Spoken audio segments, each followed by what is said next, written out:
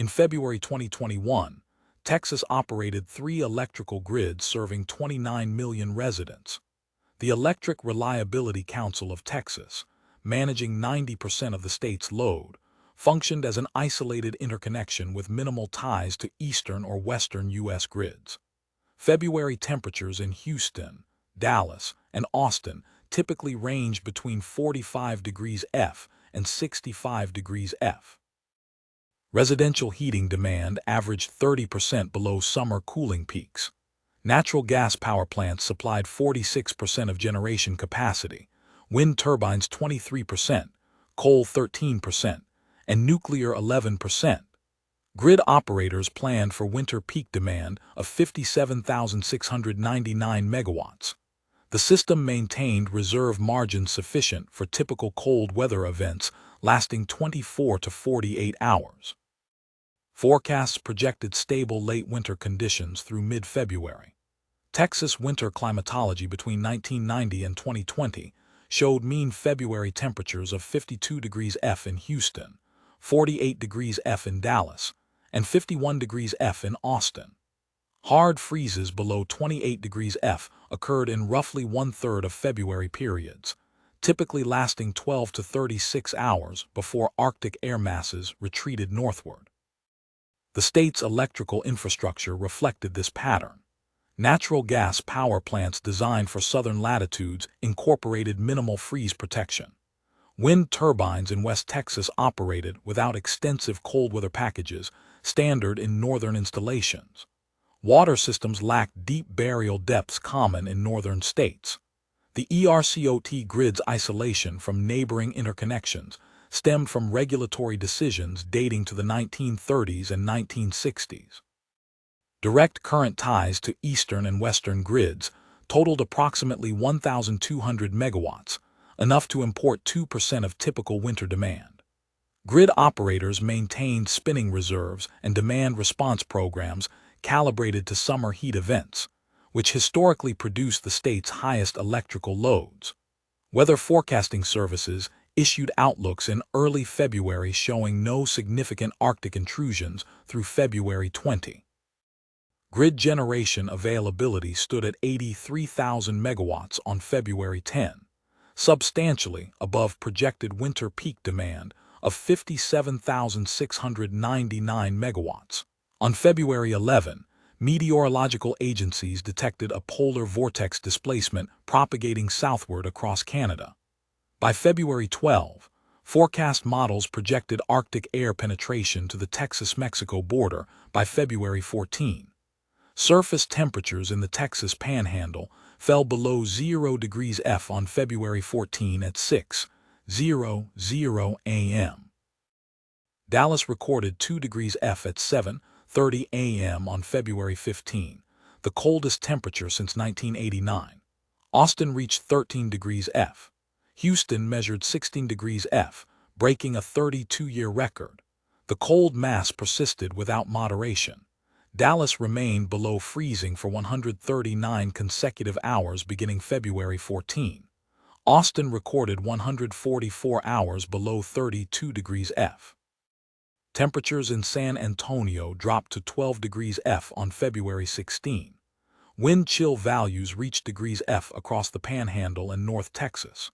Precipitation fell as freezing rain and snow across 90% of the state between February 14 and February 17. Ice accumulations measured 0.5 to 1.5 inches in the Dallas-Fort Worth metropolitan area.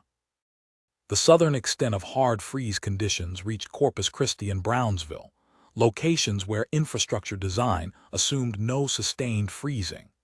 The atmospheric pattern showed no retreat through February 19, maintaining subfreezing temperatures statewide for 168 hours in northern regions.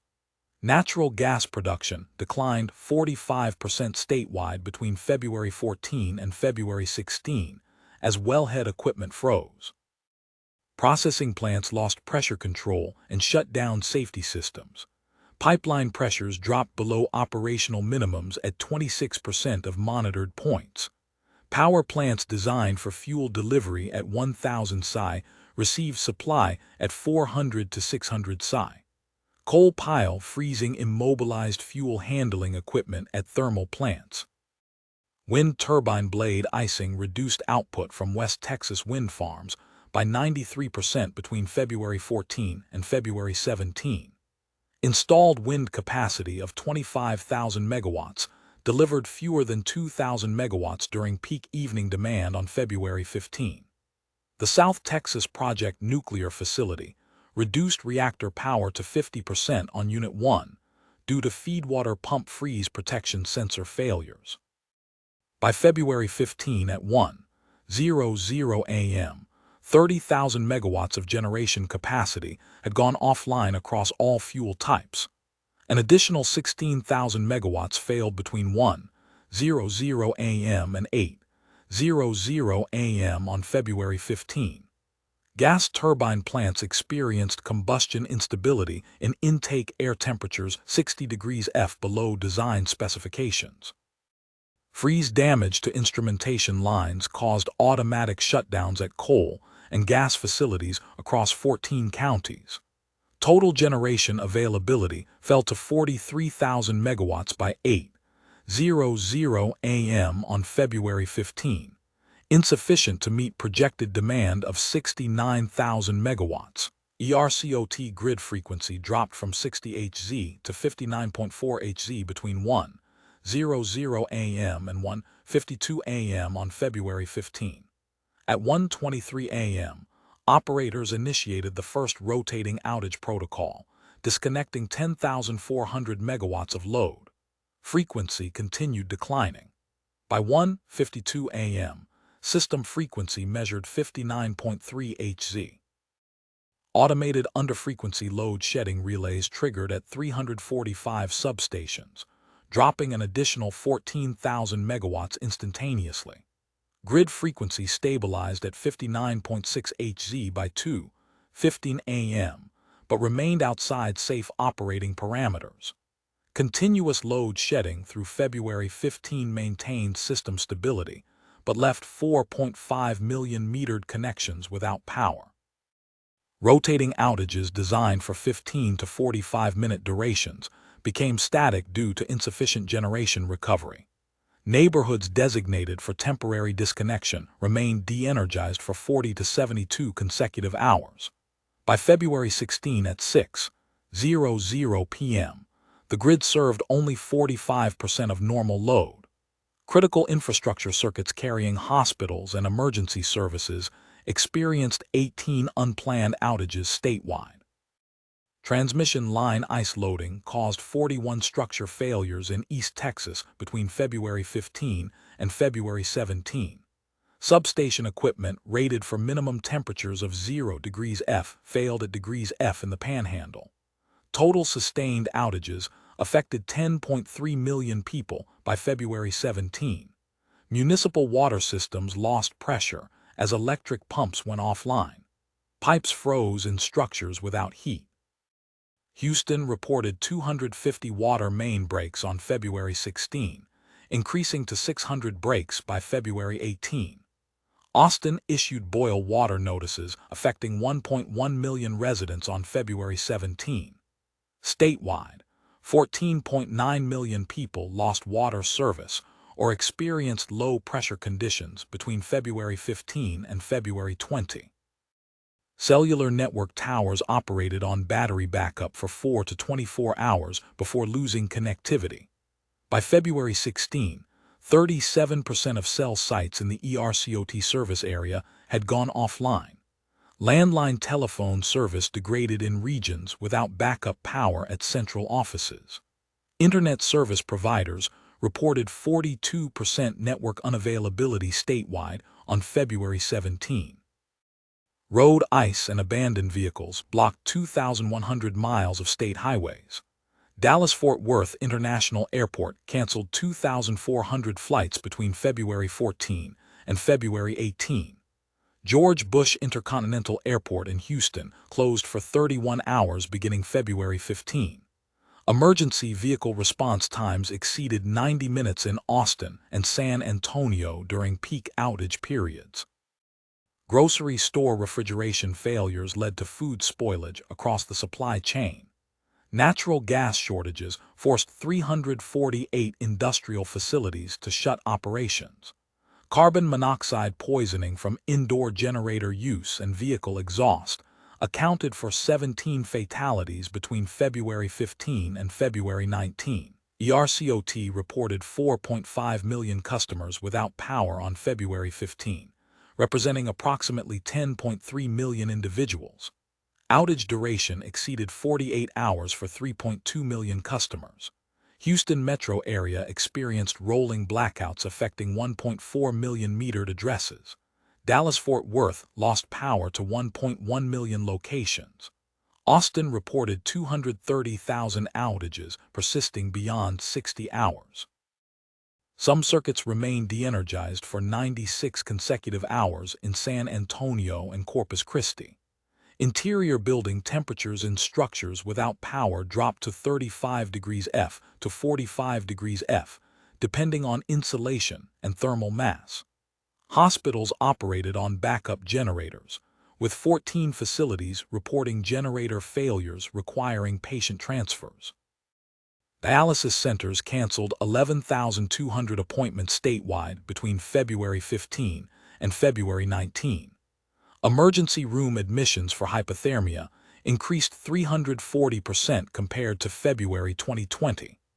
Carbon monoxide poisonings totaled 1,430 cases requiring medical treatment. The Texas Department of State Health Services documented 246 deaths directly attributable to the cold event and infrastructure failures between February 14 and February 28. Causes included hypothermia, carbon monoxide poisoning, vehicle accidents on ice, fire-related fatalities from alternative heating, and medical complications from loss of power-dependent equipment.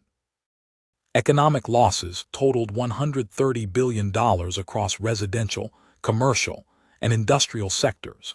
Insurance claims reached $10.3 billion for freeze-damaged structures. Grid generation capacity began recovering on February 18 as temperatures moderated above freezing in South Texas. By February 19, system load had returned to 90% of normal winter demand.